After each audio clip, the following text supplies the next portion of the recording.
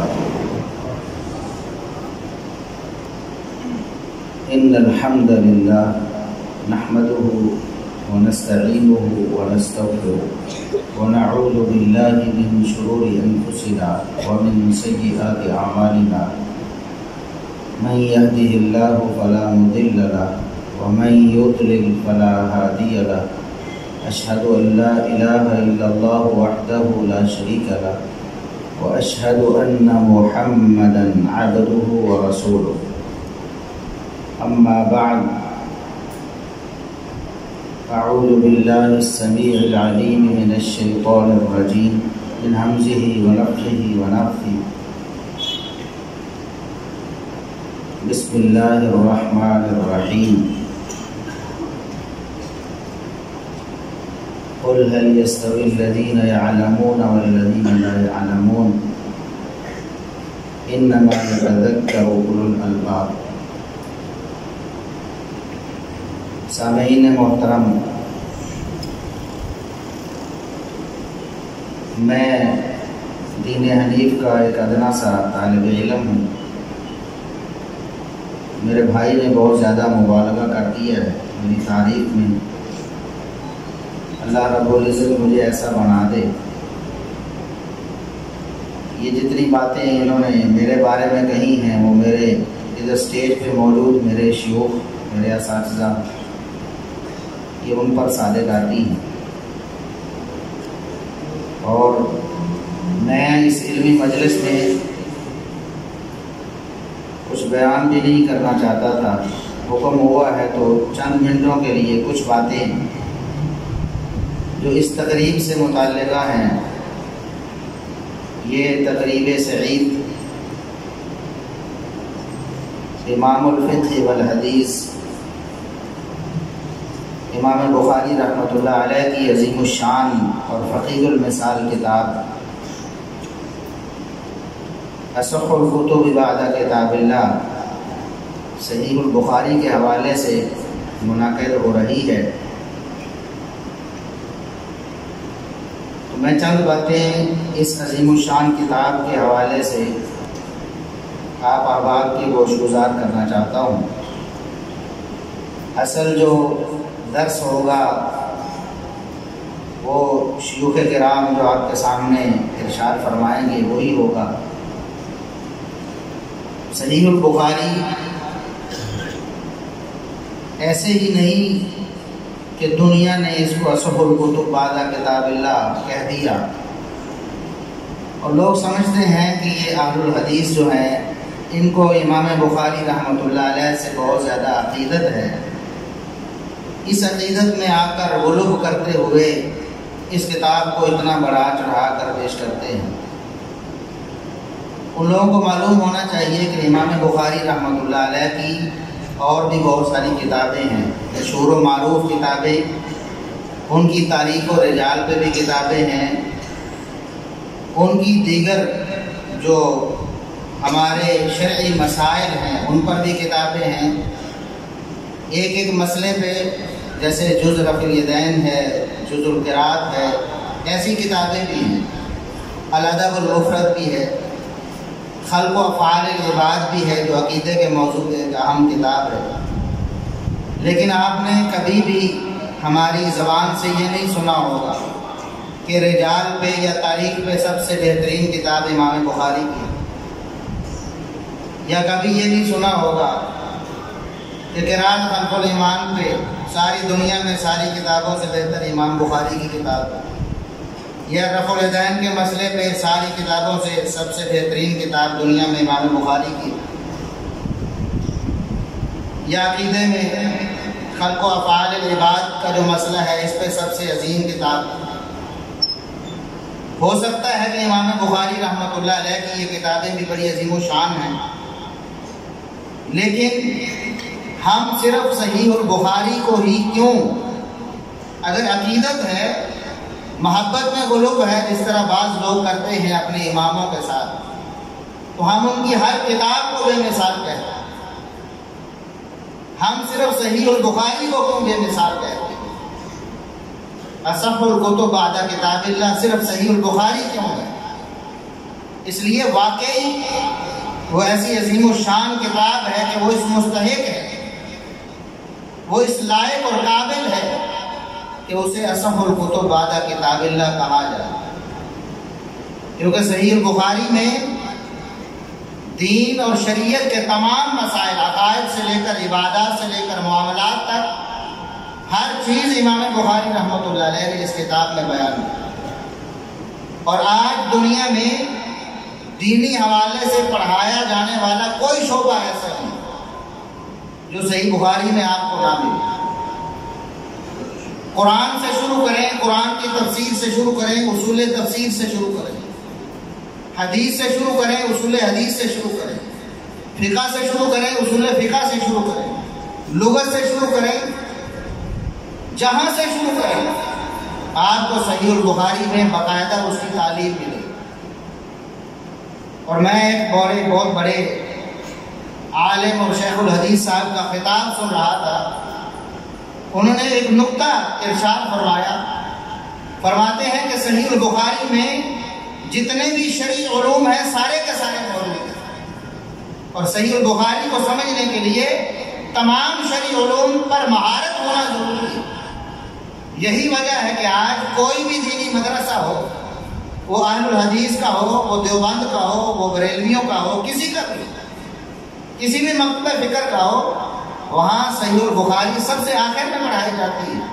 اس کی وجہ یہی ہے کہ ایک طالب علم سارے علوم و فنون پڑھ لے، سارے علوم و فنون پر مہارت حاصل کر لے، اور اس کے بعد آخر میں صحیح البخاری پڑھے تاکہ اسے صحیح البخاری کی صحیح سمجھ آئے۔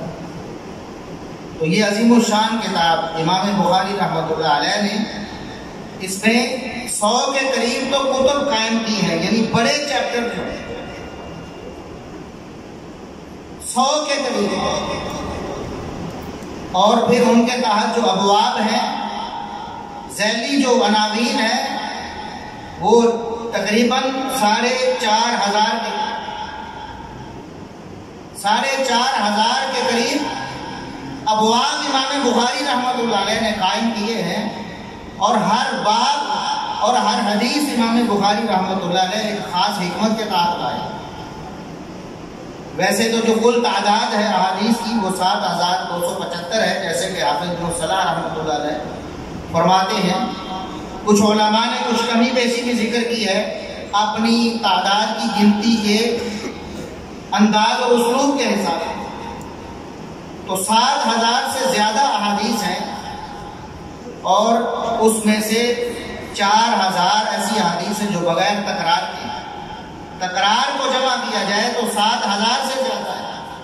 تو یہ جو 3,500 احادیث امام بخاری رحمۃ اللہ علیہ بار بار لائے ہیں، وہ بھی بغیر مقصد کے نہیں، ہر جگہ امام بخاری رحمۃ اللہ علیہ نے جو حدیث کو دوبارہ پیش کیا ہے تو سند و متن کا کوئی نہ کوئی وہاں فائدہ ذکر کیا۔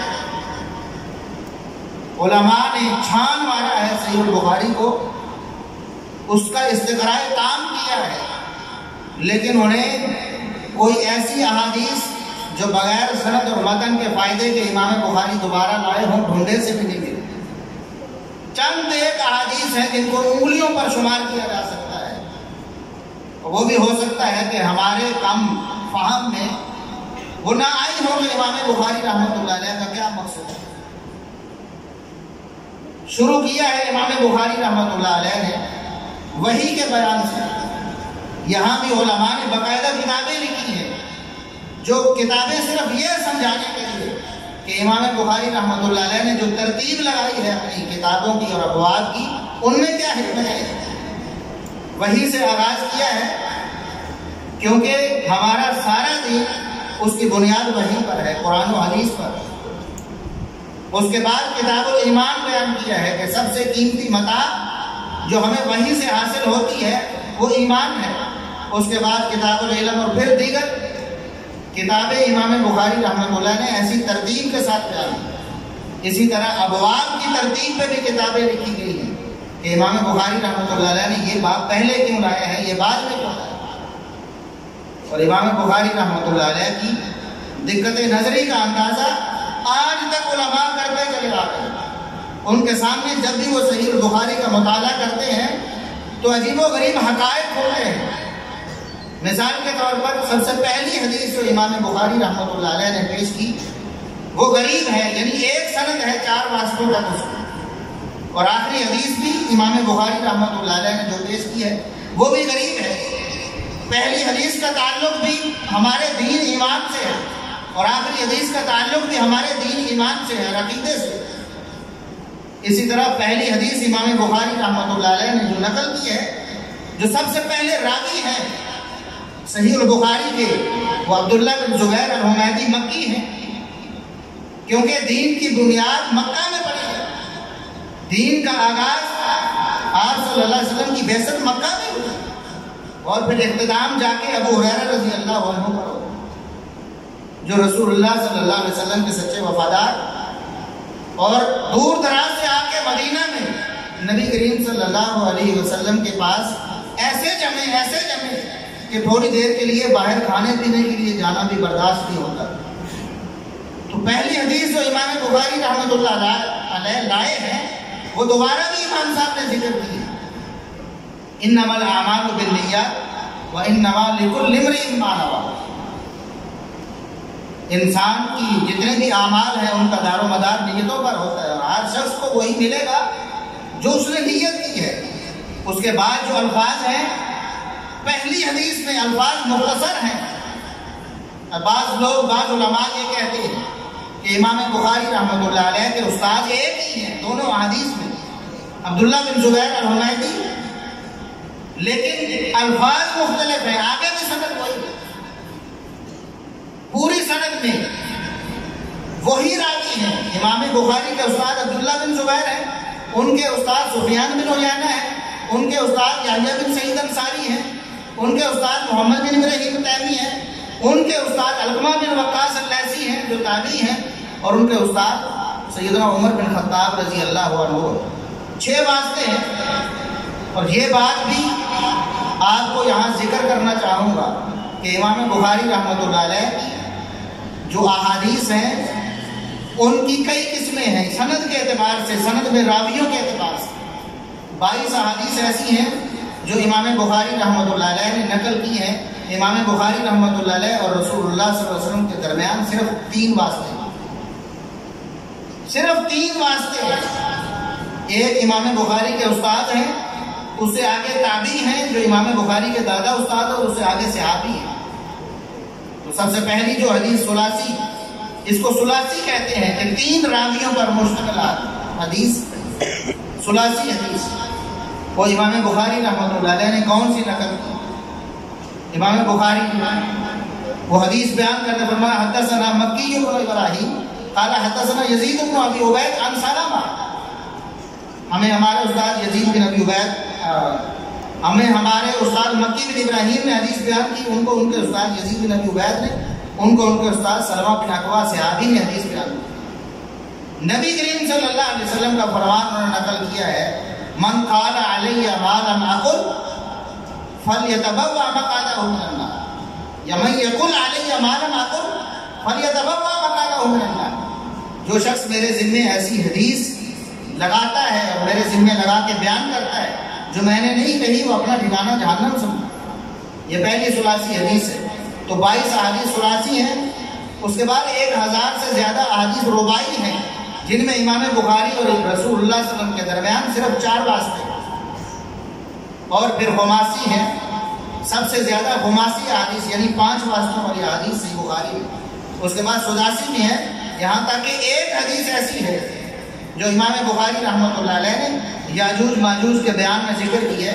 امام بخاری رحمۃ اللہ علیہ سے لے کر رسول اللہ صلی اللہ علیہ وسلم کے درمیان 9 واسطے۔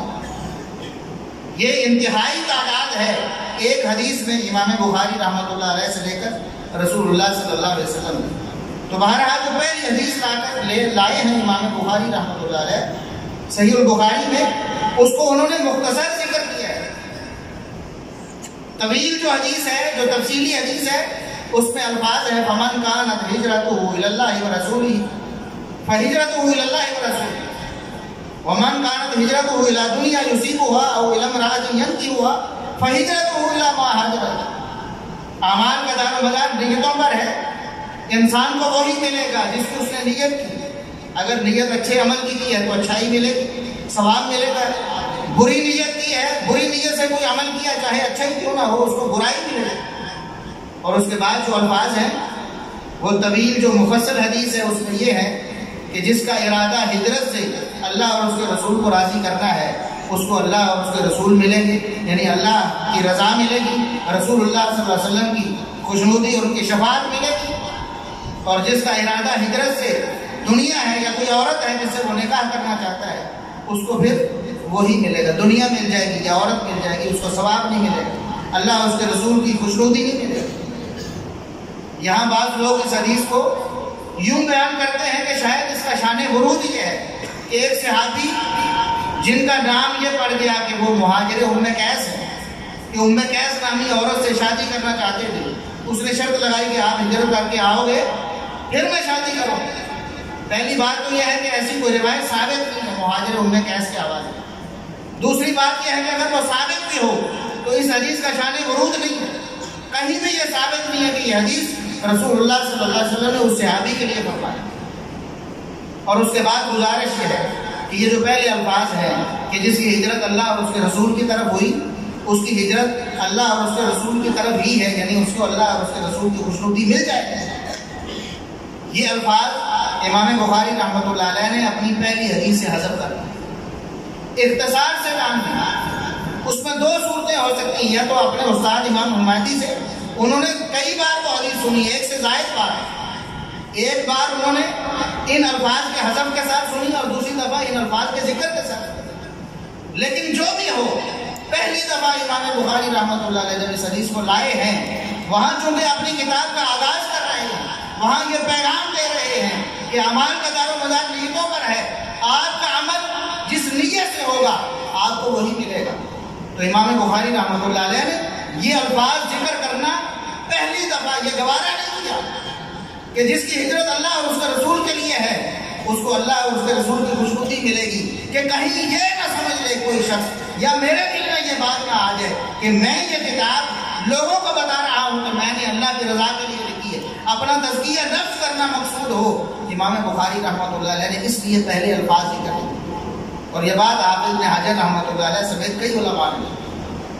اس لیے امام بخاری رحمۃ اللہ علیہ نے اپنی اس کتاب کو علم و حکمت سے بھر دیا، علم و حکمت سے بھر دیا۔ آپ کو اس میں عربی گرامر بھی ملے گی، اس کو لغت ادب ملے گا، اس میں آپ کو دنیا کا ہر فن جو دین سے تعلق رکھتا ہے آپ کو صحیح بخاری میں ملے گا۔ پھر امام بخاری رحمۃ اللہ علیہ نے جو اپنی سندیں ذکر کی، جہاں بھی باسند حدیث لائے ہیں، مسند جس کو کہتے ہیں، چونکہ اپنی کتاب کا نام انہوں نے الجامع المسند المختصر من امور رسول اللہ صلی اللہ علیہ وسلم وسننہ بات، یا بعض علماء نے من حدیث رسول اللہ صلی اللہ علیہ وسلم وسننہ بات، بعض علماء نے المختصر کا لفظ ذکر کیا، بعض نے نہیں کیا۔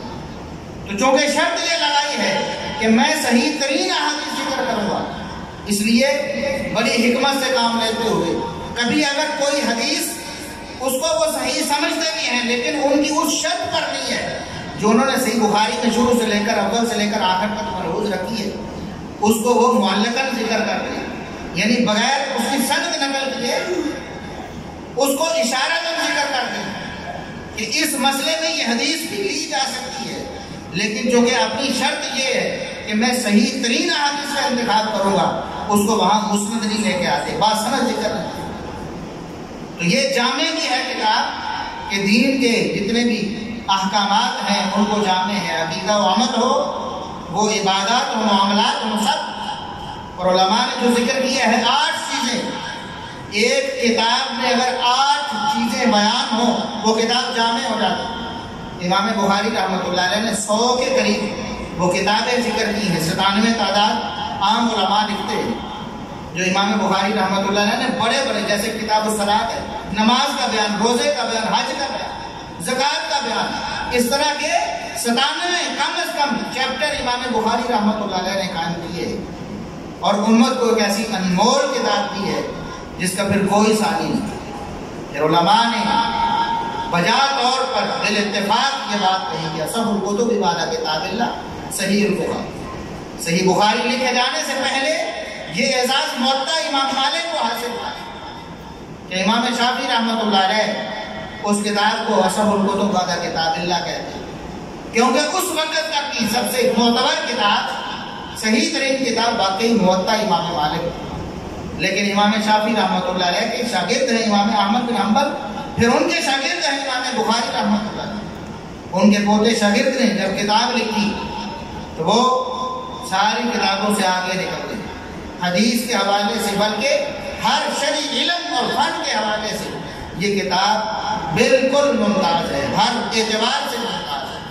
باتیں تو اور بہت ہیں، میں وقت کی نزاکت کا خیال کرتے ہوئے انہی باتوں پر اکتفا کروں گا اور آپ احباب سے یہ گزارش کروں گا کہ ہر شخص صحیح البخاری کا مطالعہ پوری توجہ اور دل جمی کے ساتھ کرے، طلباء بھی اس کو بہت ہی توجہ انہماک سے پڑھیں اور عوام بھی، آج تو شروحات ہو چکی ہیں، ترجمے ہو چکے ہیں، اپنی گھروں میں رکھیں اور جتنا ہو سکتا ہے اس سے استفادہ کریں۔ یہ بڑی مبارک کتاب ہے، قیامت تک کے لیے اللہ رب العزت نے اس کو مبارک بنا دیا ہے، اور اس کی برکت دیکھیں، جو نہیں ماننے والے، جو مخالفت کرنے والے ہیں، جو رد کرنے والے ہیں، ان کی بھی مدرسے سے کوئی کلاس اس وقت تک فارغ نہیں ہوتی جب تک صحیح البخاری کا درس نہ ہو۔ تو اللہ سے دعا ہے کہ اللہ رب العزت ہمیں امام بخاری رحمۃ اللہ علیہ کی شاہکار تصنیف سے کما حقہ مستفید ہونے کی توفیق عطا فرمائے۔ یہ ایک سوال آیا ہے، میں اس سوال کو شیخ محترم علامہ غلام مصطفیٰ ظہیر امن پوری حافظہ اللہ تعالیٰ کے سپرد کروں گا، ابھی انہوں نے خطاب کرنا ہے، انشاءاللہ اس کا جواب وہ ارشاد کرنا ہے۔